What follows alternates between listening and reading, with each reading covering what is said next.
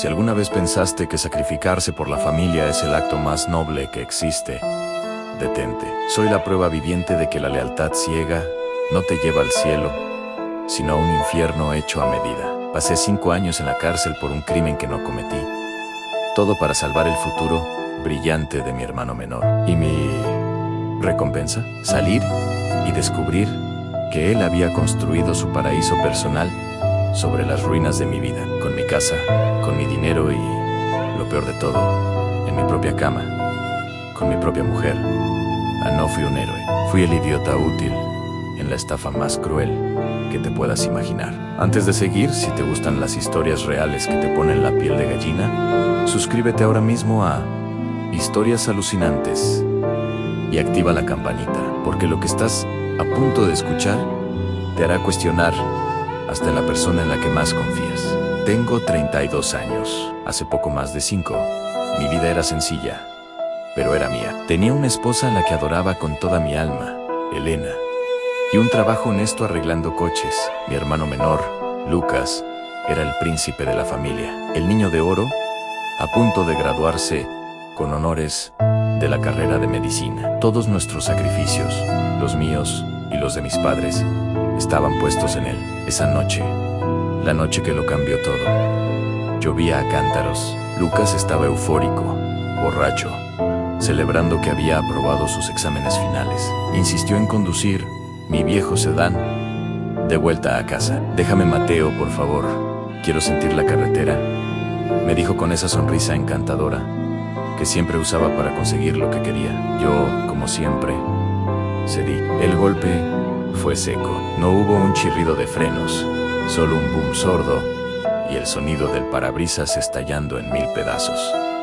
No fue un accidente cualquiera. En la oscuridad, vimos una sombra en el suelo. Lucas no gritó pidiendo ayuda para la víctima. Gritó por sí mismo. Mi carrera, mi futuro. ¡Voy a ser médico! ¡No puedo tener antecedentes! Su pánico no era por el hombre tirado en la cuneta. Era por él. Salí del coche, bajo la lluvia torrencial, y allí lo vi. Un hombre muerto. El mundo se me vino encima. Lucas me miró, con los ojos llenos de terror, pero también con un cálculo frío, aterrador. Mateo, por favor, suplicó, tú eres mecánico. A ti no te quitarán nada importante. Papá y mamá se morirán si voy a la cárcel. Por favor, hermano, sálvame.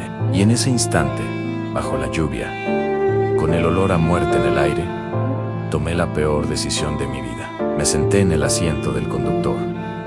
Olí el alcohol en el aire. Y cuando llegó la policía, asumí toda la culpa. Le dije a Elena que sería algo temporal, que Lucas nos ayudaría económicamente, que todo volvería a la normalidad. Ella, entre lágrimas, prometió esperarme. Me condenaron a 7 años de prisión. Cumplí 5 por buena conducta. Lo único que me mantuvo cuerdo en ese agujero fueron las cartas de Elena al principio. Eran cartas apasionadas, llenas de amor y promesas. Pero con el paso de los años, algo cambió. Al tercer año, sus palabras se volvieron frías, descriptivas, distantes. Dejó de hablar de nosotros y empezó a hablar de yo. Dejó de contar los días para mi regreso. Lucas apenas me visitaba. El hospital es una locura, hermano. No tengo tiempo. Era su excusa. Y yo, el idiota, lo entendía. Le creían, pensaba, está salvando vidas. Está cumpliendo su sueño. El sueño por el que yo me sacrifiqué. Mi sacrificio estaba valiendo la pena. Salí de prisión hace apenas 48 horas. Nadie me esperaba en la puerta. Solo un aparcamiento gris y vacío bajo un cielo nublado. Mi corazón se encogió. ¿Dónde estaba Elena? ¿Dónde estaba mi hermano? Horas después, apareció Lucas, pero no lo hizo en mi viejo coche.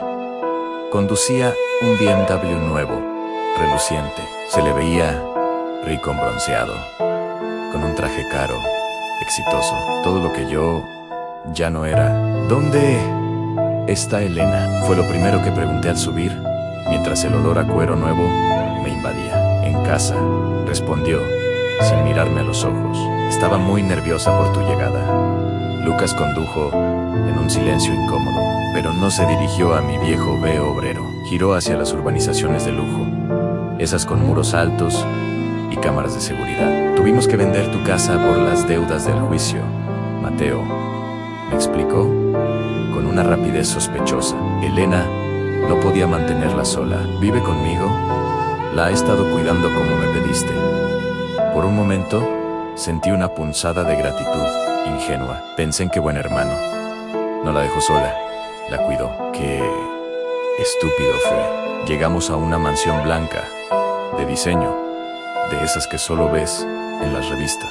Y en el porche, esperándome, estaba Elena. Estaba más guapa que nunca, vestida con ropa cara, perfectamente peinada. Corría a abrazarla, desesperado por sentir su calor después de 5 años de frío.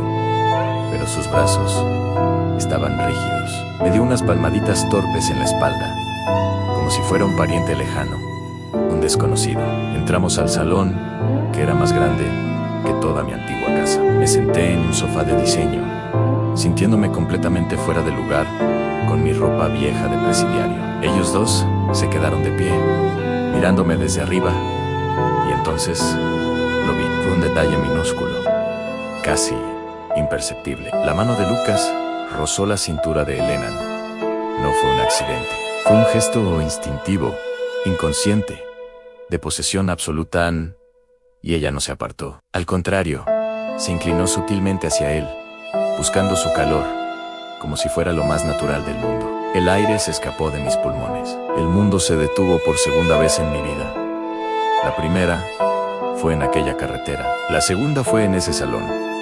¿Qué está pasando aquí?, pregunté, y mi voz tembló. Sus caras, hasta entonces tensas, se transformaron en máscaras de culpabilidad. Lucas suspiró, se aflojó la corbata de seda y me miró con impaciencia, como si yo fuera un obstáculo, una molestia en su vida perfecta. Entonces, Elena rompió a llorar. Nos enamoramos, Mateo, dijo ella. Así, sin anestesia. 3 palabras que dolieron más que los 5 años de encierro, más que las noches en vela, más que cada día que pasé contando los segundos para volver a verla. Mi hermano no solo no cuidó de mi familia, se la robó, se adueñó de mi vida, mientras yo pagaba por su crimen. Me levanté del sofá, todo me daba vueltas. Miré a Lucas, al príncipe de la familia. Tú, le dije, señalándolo. Todo esto, la casa, el coche, es con mi dinero, el dinero de la indemnización del accidente. Él ni siquiera tuvo la decencia de negarlo. Era una buena inversión. Mateo, en el dinero no podía quedar separado, respondió con una frialdad que me heló la sangre. Miré a Elena, la mujer por la que habría muerto. ¿Y tú? ¿Desde cuándo en ella? Sollozaba, incapaz de mirarme. Fue poco a poco. Estaba sola. Lucas me apoyó, en excusas, en traición. Todo era una mentira. Mi sacrificio no había servido para salvar a mi hermano. Había servido para financiar su nueva vida de lujo con mi mujer. Me reía en una risa amarga, rota, que salió desde lo más profundo de mi alma destrozada, que se suponía que debía ser ahora. No tenía casa, no tenía dinero, no tenía a mi mujer. Lo único que tenía era una rabia inmensa creciendo en mi pecho. Una rabia que llevaba 5 años contenida. Lucas, al ver mi reacción, se puso a la defensiva. Mateo, cálmate. Aún podemos arreglarlo. Te daré algo de dinero para que empieces de nuevo. ¿Dinero? Creía que podía comprar mi silencio, mi dignidad, con el mismo dinero que me había robado. No quiero tu dinero, les peté. Quiero mi vida de vuelta. Pero como no puedes dármela, me conformaré con otra cosa. La verdad, salí de esa casa, de esa mentira, y caminé sin rumbo. Pero ahora tenía un propósito. Ellos pensaban que yo era el mismo idiota que se sentó en el asiento del conductor hace 5 años. Pero la cárcel te cambia, te endurece, te enseña a sobrevivir, y yo iba a sobrevivir. Pero no solo eso, iba a recuperar lo que era mío. No mi mujer, no mi casa, a mi honor, a mi nombre. Iban a descubrir que el mecánico al que despreciaron también sabe cómo desmontar vidas pieza por pieza. Y yo iba a empezar por la de mi querido hermano. Esto no ha hecho más que empezar. La venganza es un plato que se sirve frío. Y yo he tenido 5 años para enfriarlo. Si quieres saber cómo planeo mi venganza y si consigo que paguen por lo que me hicieron, asegúrate de estar suscrito y no te pierdas la segunda parte de esta historia. Te prometo que no te decepcionará. Gracias por escuchar. Si alguna vez pensaste que sacrificarse por la familia es el acto más noble que existe, detente. Soy la prueba viviente de que la lealtad ciega no te lleva al cielo, sino directamente al infierno. Pasé 5 años en la cárcel por un crimen que no cometí. Todo para salvar el futuro brillante de mi hermano menor. ¿Y mi recompensa? Salir y descubrir que él había construido su paraíso personal sobre las ruinas de mi vida, en mi propia cama, con mi propia mujer. No, yo no fui un héroe. Fui el idiota útil en la estafa más cruel y personal que te puedas imaginar.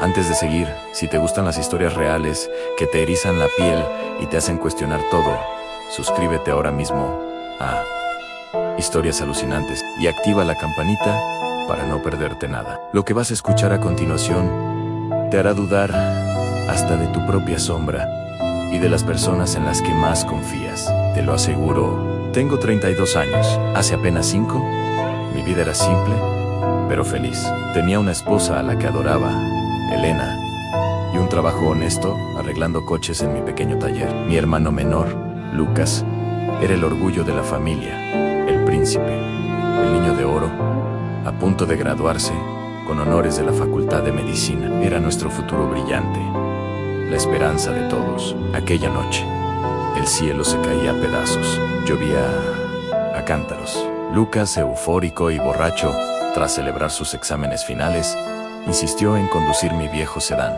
Recuerdo sus palabras como si fuera ayer. Déjame, Mateo, solo un rato. Quiero sentir la carretera, me dijo con esa sonrisa arrogante que siempre tenía. Yo, como siempre, cedí. El golpe fue seco, brutal. No hubo un chirrido de frenos, solo un boom sordo y el parabrisas estallando en 1000 pedazos frente a nuestros ojos. El coche se detuvo de golpe. En el silencio que siguió, Lucas no gritó pidiendo ayuda para la víctima. Gritó por él mismo. Mi carrera. Chilló con pánico. Soy médico. No puedo tener antecedentes. Mi vida se acaba aquí. Salí del coche, empapado por la lluvia en segundos, y lo vi. El cuerpo de un hombre yacía inerte en la cuneta. El mundo se me vino encima. Me giré y vi a Lucas en su rostro. Era una máscara de terror. Sí, pero debajo había algo más. Algo frío y calculador. Me miró fijamente a los ojos y suplicó: Mateo, por favor, tú eres mecánico. Un antecedente a ti no te quitará nada importante. A mí me destruyen. Por favor, hazlo por mí, por papá y mamá. Se morirán si voy a la cárcel. Y ahí, bajo la lluvia torrencial, con un hombre muerto a pocos metros, tomé la decisión que destrozaría mi existencia. Me deslicé hacia el asiento del conductor, sentí el calor que Lucas había dejado y esperé a que llegara la policía. Asumí toda la culpa. Le juré a Elena que sería algo temporal, que Lucas nos ayudaría económicamente y que todo volvería a la normalidad en cuanto saliera. Ella, entre lágrimas, me prometió que me esperaría. Me condenaron a 7 años, de los cuales cumplí 5 por buena conducta. Lo único que me mantuvo cuerdo en la soledad de mi celda fueron las cartas de Elena al principio. Eran cartas apasionadas, llenas de amor y promesas de un futuro juntos. Pero con el paso del tiempo, algo cambió. Al tercer año, sus palabras se volvieron frías, distantes, meramente descriptivas. Dejó de hablar de nosotros y empezó a hablar de yo. Dejó de contar los días para mi regreso. Lucas apenas me visitaba. Su excusa era siempre la misma. El hospital es una locura, hermano. No tengo tiempo ni para respirar. Y yo, el idiota, lo entendía. Le creía, me tragaba mi soledad y mi desesperación pensando que mi sacrificio valía la pena. Él estaba salvando vidas. No, mientras la mía se consumía entre cuatro paredes. Salí en libertad hace exactamente 48 horas. Nadie me esperaba en la puerta de la prisión. Solo un aparcamiento vacío y un cielo gris que se burlaba de mi nueva libertad. Esperé durante horas. Finalmente, vi un coche de lujo acercándose. Era Lucas. No conducía mi viejo sedán, sino un BMW reluciente, último modelo. Se le veía exitoso, rico, bronceado, con ropa cara. Era todo lo que yo ya no era. ¿Dónde está Elena? Fue lo primero que pregunté al subir, mientras el olor a cuero nuevo me abofeteaba la cara. En casa, respondió él sin mirarme. Estaba muy nerviosa por tu llegada. Lucas condujo en un silencio tenso e incómodo. No giró hacia mi antiguo obrero. En lugar de eso, se dirigió hacia las colinas, hacia las urbanizaciones de lujo, donde viven los millonarios. Sentí una punzada de confusión. ¿A dónde vamos?, pregunté. Tuvimos que vender tu casa por las deudas del juicio, Mateo, me explicó rápidamente, como si se quitara un peso de encima. Elena no podía mantenerla. Solán vive conmigo ahora. La he estado cuidando todo este tiempo, justo como me pediste. Por un momento, una ola de gratitud ingenua me invadió. Aunque tonto fui. Pensé, mi hermano es un buen hombre. Cumplió su palabra. No la dejó sola en la calle. Llegamos a una mansión impresionante, blanca, de diseño moderno, con una piscina que parecía un espejo. Elena salió al porche para recibirme. Estaba más guapa y elegante que nunca, vestida con ropa de diseñador que yo jamás podría haberle comprado. Corrí a abrazarla, desesperado por sentir su contacto, después de 5 años de ausencia, pero sus brazos se mantuvieron rígidos a sus costados. Me dio unas palmaditas torpes en la espalda, como se saluda a un pariente lejano en un funeral. Entramos al salón, un espacio enorme y minimalista que me hizo sentir aún más pequeño y sucio, con mi ropa vieja de presidiario. Me senté en el borde de un sofá blanco impoluto, completamente desubicado. Ellos se quedaron de pie, mirándome desde arriba, como dos jueces a punto de dictar sentencia. Y entonces lo vi. Fue un detalle minúsculo, casi imperceptible, pero para mí fue como un disparo a quemarropa. La mano de Lucas rozó la cintura de Elena. No fue un accidente. Fue un gesto instintivo, inconsciente, de posesión absoluta. Y ella no se apartó. Al contrario, se inclinó sutilmente hacia él, buscando su calor, su protección de él, no de mí. El aire se escapó de mis pulmones. El mundo se detuvo por segunda vez en mi vida, igual que aquella noche bajo la lluvia. ¿Qué está pasando aquí?, pregunté, y mi voz salió como un temblor, un susurro roto. Sus caras, hasta entonces tensas, se transformaron en máscaras de culpabilidad. Lucas suspiró, se aflojó el nudo de la corbata de seda y me miró con una impaciencia insultante, como si yo fuera un problema inesperado, un estorbo que acababa de aparecer para arruinarle la tarde. Elena, a su lado, finalmente rompió a llorar. Nos enamoramos, Mateo, dijo ella entre sollozos. Así, sin anestesia, sin rodeos. 3 palabras que dolieron más que los 5 años de encierro, más que las noches en vela, más que cada día que pasé contando las horas para volver con ella. Mi hermano no solo no cuidó de mi familia, se la robó, construyó su vida de éxito sobre la mía, se quedó con mi mujer, con mi casa, con mi futuro, mientras yo pagaba por su crimen, pudriéndome en una celda. Pero esto no se va a quedar así. Creyeron que el Mateo que salió de la cárcel era el mismo idiota que entró en C. Equivocan. La prisión te quita muchas cosas, pero también te da otras. Te da tiempo para pensar. Y yo he tenido 5 años para planear mi venganza. Ellos me quitaron todo. Ahora, yo voy a hacer que paguen. Y no se imaginan lo que les espera. Si quieres saber cómo un hombre traicionado planea desmantelar el imperio de su propio hermano y recuperar lo que es suyo, no te pierdas la segunda parte de esta historia. Suscríbete y activa las notificaciones, porque la venganza apenas acaba de empezar. Gracias. por escuchar. Nos enamoramos. Es curioso cómo el cerebro humano procesa el impacto. Uno pensaría que ante una frase así, soltada en un salón de diseño, uno gritaría o rompería cosas, pero no hice nada de eso. Me quedé quieto, completamente inmóvil. Sentí como la fuerza se me iba del cuerpo, como si la gravedad se hubiera triplicado de golpe. El zumbido en mis oídos era tan fuerte que, por un momento, pensé que la televisión gigante se había encendido sola. Miré a Elena, la mujer con la que soñé cada noche durante 1825 días. La mujer cuya foto cuidé como un tesoro en mi celda. Ella no me miraba. Miraba sus propias manos, entrelazadas con fuerza. Miré a Lucas, a mi hermano, el niño al que cuidé siempre, el joven brillante por el que asumí la culpa. Él sí me miraba a Anne, y su mirada no era de arrepentimiento, era fría, desafiante. Era la mirada de alguien que te informa de una mala noticia sin inmutarse. Es lo que hay, parecían decir sus ojos. Acéptalo. Os enamorasteis, repetí.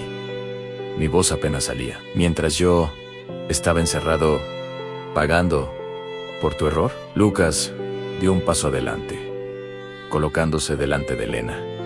Ese gesto me dolió más que la confesión. Él la protegía de mi Annie. Yo era la amenaza ahora. Yo, el marido en yo, el hermano en yo, la víctima. Mateo, por favor, no lo hagas más difícil, dijo Lucas, con un tono tranquilo que me crispó los nervios. Se sirvió agua. De una jarra no me ofreció. No planeamos esto. Anne sucedió. Anne estábamos solos. Anne, tú no estabas. La situación difícil nos unió. La situación difícil. Me levanté del sofá. Mis piernas temblaban. Pero el enfado empezaba a despertarme. ¿Qué situación, Lucas? ¿La de vivir en esta casa increíble? ¿La de conducir tu coche nuevo? ¿O la de ocupar mi lugar mientras yo perdía mi juventud entre cuatro paredes? No hables así, saltó Elena, con lágrimas en los ojos. Por fin me miró y vi algo que me dolió: molestia. Estaba molesta porque yo no estaba reaccionando bien. No tienes ni idea de lo que pasamos aquí. Fuera la gente hablaba. Me sentía sola, Mateo, muy sola. Lucas fue el único que estuvo ahí. Él venía a ver cómo estaba, me ayudaba, me apoyaba. ¿Y en qué momento apoyarte se convirtió en reemplazarme? Pregunténse. Hizo el silencio, un silencio pesado, cargado de verdades incómodas. Fue al año de que te fueras, dijo Lucas, sin rodeos. Un año, unáis las cuentas mentales, mientras sentía un nudo en la garganta. ¿Un año? Eso significaba que durante 4 largos años me habían estado mintiendo. Recordé las cartas. Esas cartas donde Elena me decía: te extraño, o la casa está vacía sin ti. Me mentisteis, susurré, sintiendo cómo la tristeza se mezclaba con la rabia. Me escribías cartas, Elena, me decías que me esperabas, porque te quería, exclamó ella, como si eso lo explicara todo. Te quería y no quería hacerte daño estando allí dentro. ¿Qué ibas a hacer si te lo decía, Mateo? Lo hicimos por ti, para protegerte, para que tuvieras una esperanza. Solté una risa amarga, sin alegría. Por mí, vivíais como una familia por mí. Eso es lo más retorcido que he escuchado en mi vida. Lucas dejó el vaso sobre la mesa. Se había acabado su paciencia. Se sentó en el sillón frente a mí, cruzando las piernas con elegancia. Mira, Mateo, seamos realistas. Elena y yo hemos construido una vida juntos. Una vida buena. Nos entendemos. Tenemos los mismos intereses, el mismo nivel. Devídanse, detuvo un segundo, pero no corrigió su arrogancia. Tú y Elena. Seamos honestos, ya teníais problemas antes del accidente. Erais muy diferentes. Yo solo llené el espacio vacío. Nivel de vida, ahí estaba. La diferencia que siempre existió en nuestra familia, pero que yo ignoraba por amor. Yo era el mecánico, él era el doctor. Elena había encontrado en Lucas la versión exitosa de Mian Me. Decepcionas tanto, le dije a Lucas, mirándolo fijamente. Te salvé el futuro ante ti, mi libertad. Y así, ¿Me lo pagas? Quedándote con mi vida. No te quité nada, dijo él, frío. Tú tomaste la decisión. Tú decidiste subirte a ese coche y decir que conducías. Fue tu decisión heroica. Mateo, a nadie te obligó. Querías ser el hermano Mayo, era el protectorán. Pues bien, lo fuiste. Pero el tiempo no se detiene. Mateo Ann, y la vida sigue para los que estamos fuera. Sus palabras me golpearon fuerte. Estaba cambiando la historia, convirtiendo mi sacrificio desesperado en un acto de arrogancia. Tú me lo suplicaste, dije, temblando. Estabas aterrorizado. Mi carrera, Mateo, mi carrera. Estaba en shock, respondió él, encogiéndose de hombros. ¿Quién sabe qué habría pasado si hubiéramos dicho la verdad? Quizás nada grave, Ann, pero tú tomaste el control. Y ahora, no puedes venir aquí, 5 años después, y pretender que todo vuelva a ser como antes. Miré alrededor de la sala. Vi fotos en la estantería. No había ninguna mía. Había fotos de ellos dos, de viaje, en cenas. Sonriendo, se veían felices. Se veían como una pareja legítima. Yo era un fantasma, un error del pasado que había regresado para estropear su foto perfecta. ¿Y ahora qué?, pregunté, sintiéndome agotado. ¿Qué debo hacer? ¿Irme y daros las gracias? Elena dio un paso adelante. Ya no lloraba, Anemos. Pensado en eso, Mateo, Ann, queremos ayudarte. De verdad, Ann, sabemos que es difícil empezar de cero. ¿Tienes antecedentes? Será difícil encontrar trabajo. Lucas ha preparado algo, interrumpió ella. Lucas sacó un sobre grueso de su chaqueta. Lo puso sobre la mesa, empujándolo suavemente hacia mí. Aney, hay bastante dinero en efectivo, dijo Lucas, y un contrato de alquiler pagado por 1 año en un apartamento en otra ciudad, a unos 50 kilómetros. Es un buen sitio, tranquilo. También he hablado con un conocido que tiene una empresa de transportes. Está dispuesto a contratarte si vas de mi parte. Miré el sobre. Luego los miré a ellos. Me estaban comprando, me estaban pagando para que desapareciera. ¿Es para que me vaya?, pregunté. Es un apoyo, corrigió Lucas. Ann, para que empieces de nuevo lejos de aquí. Lejos de aquí, Mateo. Elena habló suavemente. No puedes quedarte en este pueblo, Ann. La gente piensa que somos una pareja. Ann, todo el mundo lo sabe. Mis padres, tus padres. ¿Mis padres lo saben? Sentí otra decepción profunda. Ellos lo aceptaron, dijo Lucas. Ann, al principio fue duro, pero vieron que Elena estaba bien, que yo cuidaba de ella. Vieron que teníamos futuro. Ellos quieren nietos. Mateo, ni tú no estabas. Mis padres, mis propios padres. Recordé que no fueron a buscarme a la salida. No fueron porque les daba vergüenza mirarme a la cara. Habían cambiado al hijo con problemas por el hijo exitoso. Quiero ver mi ropa, mis cosas, dije de repente. Necesitaba recuperar algo de mi identidad. Las donamos, dijo Elena, en voz baja. Hace 2 años necesitábamos espacio. Y, bueno, pensamos que querrías cosas nuevas cuando salieras. Abandonaron mi vida. Me habían borrado. No habían guardado ni una camiseta. Me acerqué a Lucas. Estábamos cara a cara. La tensión en el aire era insoportable. Sentí una furia inmensa, ganas de sacudirlo, de hacerle entender el dolor que sentía. Pero miré a Elena. En mí miraba con miedo. Si hacía algo violento, les daría la razón. Sería el hermano problemático. Lucas llamaría a las autoridades y yo volvería a perder mi libertad. Bajé las manos, respiré hondo. No quiero tu dinero, dije. Mateo, no seas orgulloso, dijo Lucas. Necesitas comer. Dije que no quiero nada tuyo, repetí. Me voy. Encaminé hacia la salida. Pasé por el salón, ignorando el sobre. Llegué a la puerta principal. Mateo, espera. Elena me siguió hasta el porche. Lucas se quedó atrás. Elena me agarró del brazo. ¿Hay algo más?, dijo ella, bajando la voz.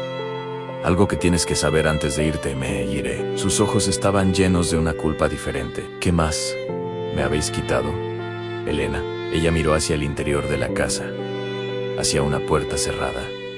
No estamos solos aquí. Mateo, Lucas y yo. Tenemos un hijo, tiene 3 años en C, llama Daniel. El mundo pareció detenerse. Me agarré al marco de la puerta para no caer. ¿Un hijo? Sí. ¿3 años? Sí, en mi mente voló hacia atrás. 3 años. Eso significaba que ella estaba embarazada, mientras yo leía sus cartas en prisión. ¿Daniel?, pregunté, con la voz rota ancians. Ese era el nombre que elegimos nosotros para nuestro futuro hijo. Elena bajó la cabeza. Lo sé, fue una forma de recordarte, recordarme, ponerle el nombre que yo soñé al hijo que tuvo con mi hermano. No pude aguantar más. Sentí un mareo intenso, unas ganas terribles de salir de allí. Me solté de su agarre y bajé los escalones del porche casi tropezando. Me alejé caminando rápido, sin mirar atrás, dejando atrás la casa perfecta y la familia perfecta. Caminé sin rumbo durante horas. Cayó la noche. El frío empezó a calarme. No tenía dinero ni casa, pero mientras caminaba, una idea clara empezó a formarse en mi mente. Lucas pensaba que había ganado. Pensaba que con dinero podía borrar el pasado. Pero cometí un error. Me detuve bajo una farola. Saqué de mi bolsillo lo único que había tomado de la casa sin que se dieran cuenta. En un descuido, cuando Lucas dejó su chaqueta en el sofá, tomé algo. En mi mano tenía el teléfono móvil antiguo de Lucas, el que usaba para el trabajo y que había dejado olvidado sobre una mesita. Lo encendí. Tenía código. Probé 1, 2, 3, 4 en error. Luego, con una intuición extraña, probé la fecha de nuestro aniversario. El de Elena y mío 10:05. El teléfono se desbloqueó. Entré en los mensajes. Y lo que encontré allí no era solo una historia de desamor. Había mensajes antiguos, de antes del accidente. Mis dedos temblaban mientras leía. La fecha del primer mensaje era de 2 meses antes del atropello. Lucas, ya no aguanto más esta situación. Elena, tienes que dejarlo. Mereces algo mejor. Elena, no puedo. Lucas, es tu hermano. Le rompería el corazón. Lucas, pues habrá que buscar una forma de que él salga del camino sin que nosotros quedemos mal. Casi se me cae el teléfono. El accidente, la insistencia de Lucas para conducir mi coche esa noche. Déjame conducir, quiero sentir la carretera. Y si no fue un accidente, recogí el teléfono con fuerza. Mis manos ya no temblaban. Ahora tenía las respuestas. Y esto acababa de empezar. Pasé la primera noche de mi libertad en la parte trasera de una lavandería. El dueño me vio temblando de frío y sin decir nada, me dejó quedarme en un rincón. Ese pequeño gesto de humanidad de un extraño fue más de lo que había recibido de mi propia familia en 5 años. Dormía abrazado al teléfono que había tomado de la casa de Lucas. Sabía que ahí estaba la clave de todo. Al día siguiente, fui a una biblioteca pública. Me senté en una mesa del fondo, enchufé el teléfono y empecé a buscar. Si alguna vez tenéis la tentación de revisar el teléfono de alguien, pensadlo 2 veces. La verdad, no siempre libera. A veces, destruye. Primero, leí los mensajes entre Elena y Lucas. Fue doloroso. Vi cómo su relación avanzaba día a día mientras yo estaba encerrado. A los 6 meses de mi juicio, Lucas le decía a Elena, no te sientas mal. Mateo tomó su decisión. Nosotros tenemos que seguir adelante. Y ella respondía, me siento culpable, pero no quiero estar sola. Pasé horas leyendo. Vi fotos de mi sobrino, Daniel, dando sus primeros pasos en el salón que yo pagué. Me habían borrado de la historia familiar.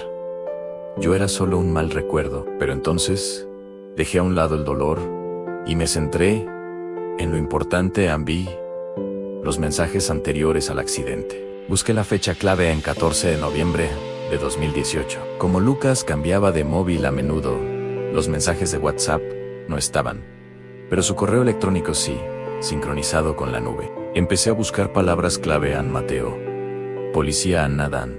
Cambié la estrategia. Busqué el nombre del hombre que murió en el accidente, Gregorio Fuentes. Durante el juicio, me dijeron que Gregorio era un administrativo de la universidad. Un hombre tranquilo, de 54 años. Un daño colateral, dijeron. Escribí Gregorio Fuentes en el buscador del correo de Lucas.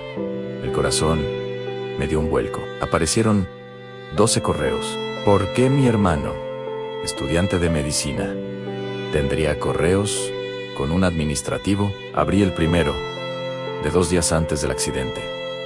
Asunto en irregularidades graves.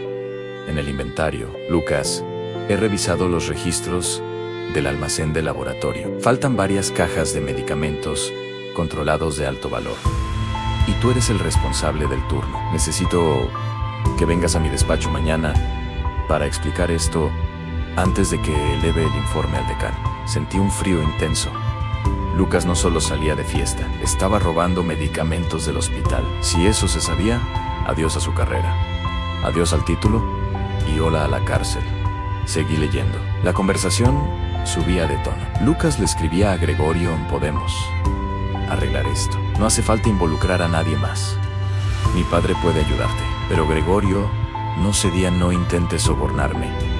Sé lo que estás haciendo. Tienes hasta el viernes para confesar tú mismo. O entrego las pruebas. La fecha del último correo de Gregorio era el 14 de noviembre. El día del accidente. No voy a esperar más.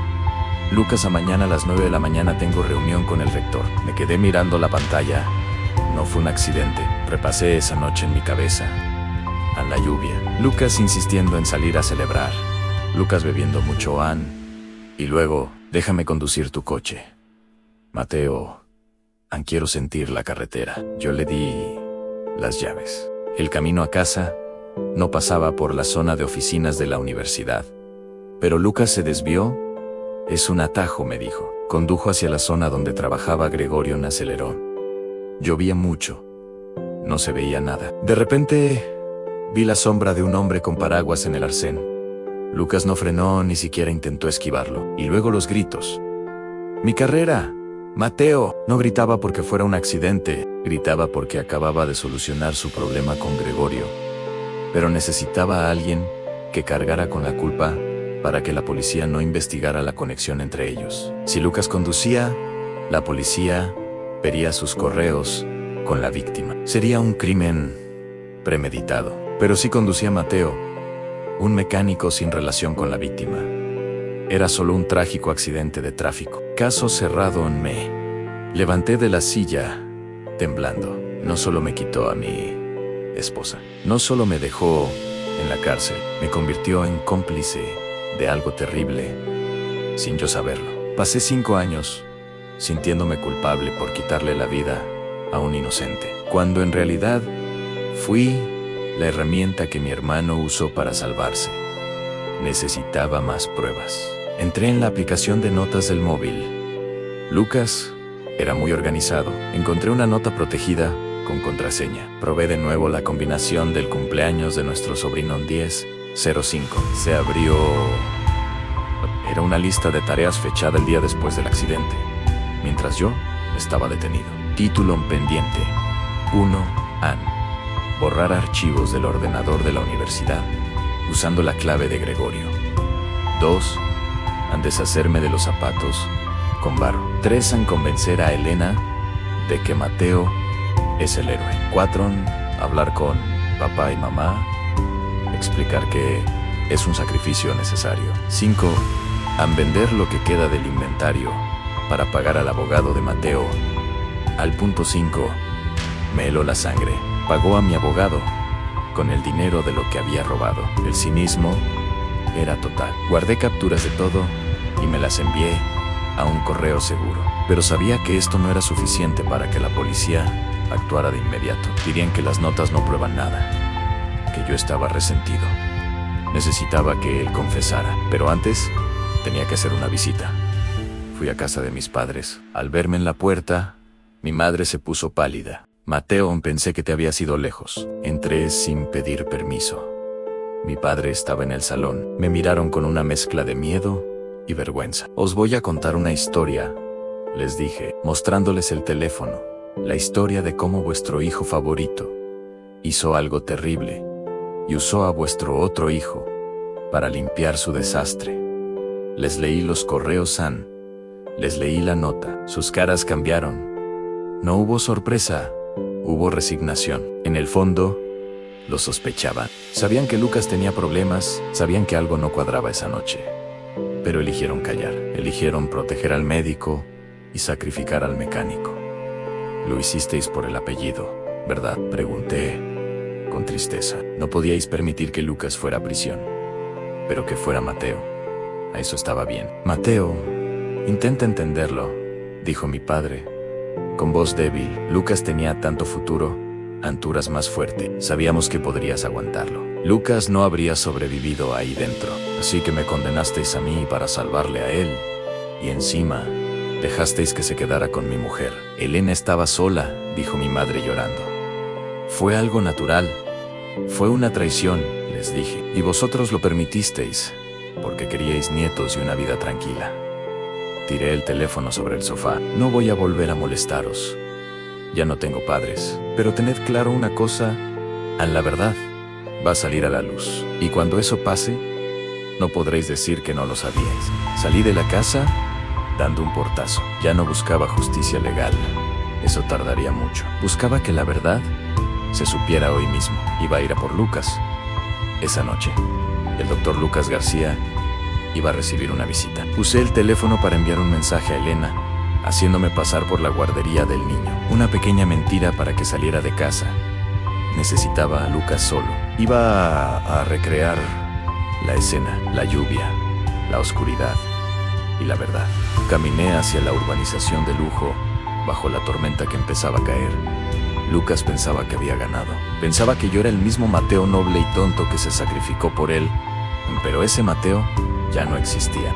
La lluvia caía suave esa noche. Yo esperaba bajo el techo del porche, mirando la casa que, durante años, había sentido como si ya no fuera mía. En la mano tenía el teléfono de Lucas. No venía a gritar, ni a montar un espectáculo. Solo necesitaba cerrar el ciclo. Sabía que Elena solía revisar el correo familiar a esa hora, así que envió un mensaje sencillo desde mi cuenta recuperada, con el asunto "necesitamos hablar". La curiosidad hizo el resto. A los pocos minutos, se encendió la luz del despacho y vi movimiento. Conocía el código de la puerta del garaje. Era la fecha del cumpleaños de mi madre. Entré en silencio y subí las escaleras hacia el despacho. Lucas estaba allí, caminando de un lado a otro. Cuando me vio, se quedó quieto. Su voz sonó tensa cuando dijo mi nombre: a Mateo. ¿Qué haces aquí?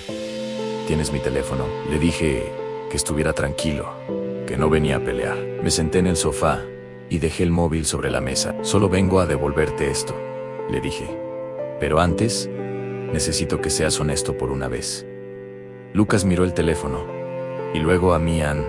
Se le veía agotado. ¿Qué has visto?, preguntó. He visto mensajes antiguos, respondí con calma. De antes, de aquella noche. Lucas se dejó caer en su silla, pasándose una mano por la cara a Mateo. Éramos jóvenes. Tenía miedo, pero yo me mantuve sereno. No fue solo miedo.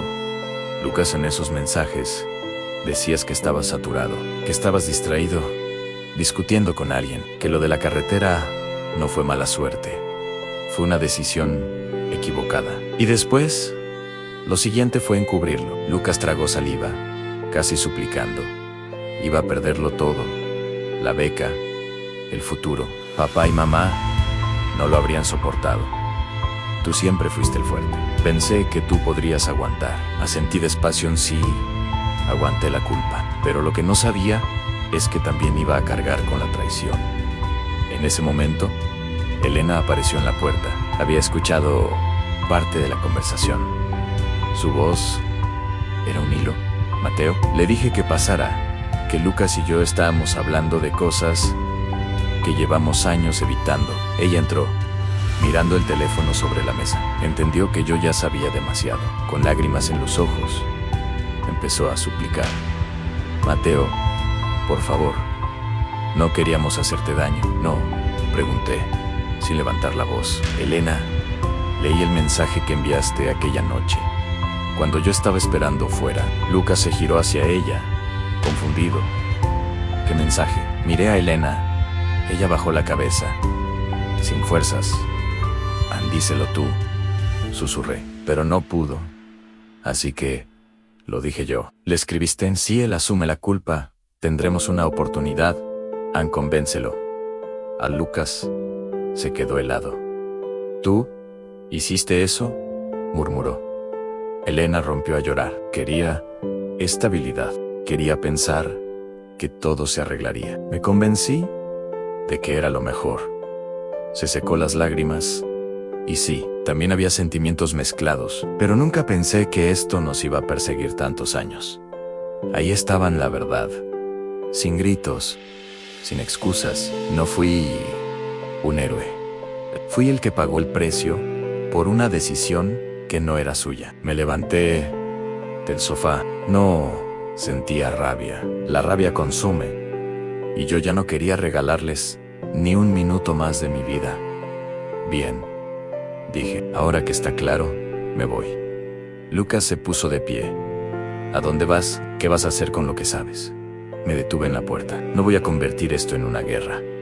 No voy a vivir atrapado en el pasado. Eso no me devuelve los años. Los dos soltaron el aire, aliviados. Creyeron que, una vez más, todo se quedaría en silencio. Pero, añadí, he compartido los mensajes y esta conversación con la familia. El color desapareció de sus caras.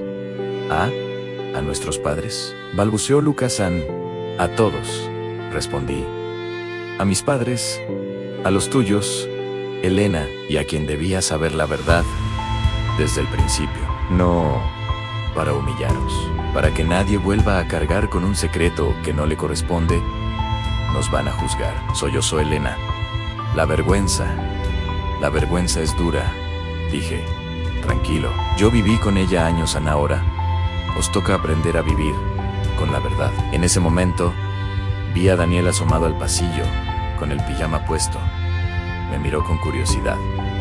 Yo le sonreí con tristeza. Él no tenía la culpa de nada. Cuidad de él, les dije, y procurad que crezca con honestidad, para que nunca tenga que pagar por errores de adultos. Salí de la casa, a la lluvia.